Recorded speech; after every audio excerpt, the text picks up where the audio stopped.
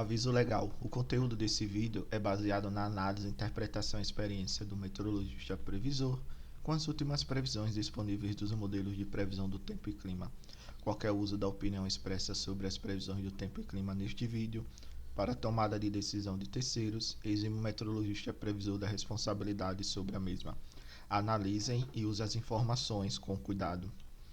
Quer ajudar esse projeto? Contribua através desse link. Olá pessoal, bom dia. Vamos dar uma olhada nas previsões de hoje, dia 21 de outubro de 2020. O que a gente vê claramente é que não existe, por enquanto, nenhum sistema de alta pressão que está impedindo o desenvolvimento de nuvens de chuva ou o avanço das frentes através da região sul e a organização de chuva aqui na região central do país. Então, com isso, a gente já tem aí uma característica bem definida, o que seria o início de um período chuvoso agora nessa última quinzena do mês de outubro. E a gente nota que até o dia 28, pelas previsões do IMET, a gente tem aqui a passagem de sistemas frontais na região sul, região sudeste, e a gente continua aqui tendo claramente o desenvolvimento de nuvens, e em médios níveis da atmosfera a gente vê claramente também a grande quantidade de umidade relativa, ok? Então até o fim do mês a gente não tem nenhum impedimento aí na formação das chuvas. O grande diferencial é que, como o solo está muito seco, essas primeiras chuvas que estão ocorrendo até o final do mês não devem trazer muito impacto nas vazões. Mas se lá em novembro a gente começar a ter uma volta aí, um desenvolvimento novamente de chuvas, com esse solo mais úmido, a gente deve ter uma resposta maior nas vazões e, consequentemente, na ENA do subsistema sudeste, por exemplo, ok?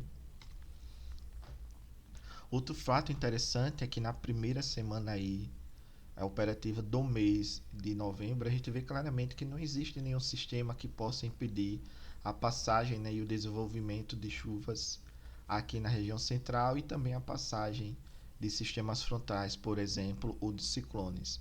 A gente vê claramente aqui, que o modelo GFS mostra estabelecimento aqui desse ciclone bem definido aqui na costa da região do Brasil.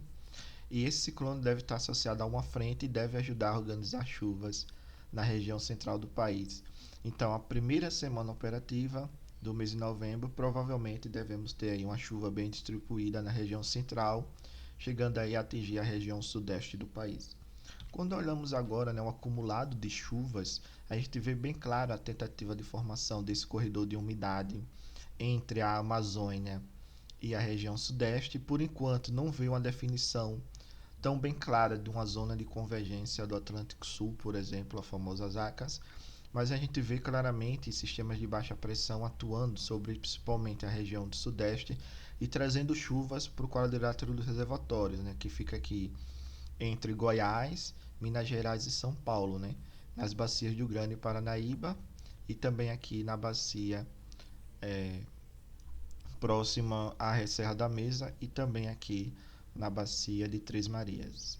Então a gente deve ter sim o retorno dessas chuvas, ela deve persistir até o fim da primeira semana operativa de novembro por enquanto, mas tudo indica que a primeira quinzena de novembro provavelmente teremos chuvas boas, bem distribuídas, mas o impacto dessa chuva não deve ser tão significativo por enquanto, porque o solo está muito seco. À medida que o solo for melhorando, a gente vai ter impactos maiores.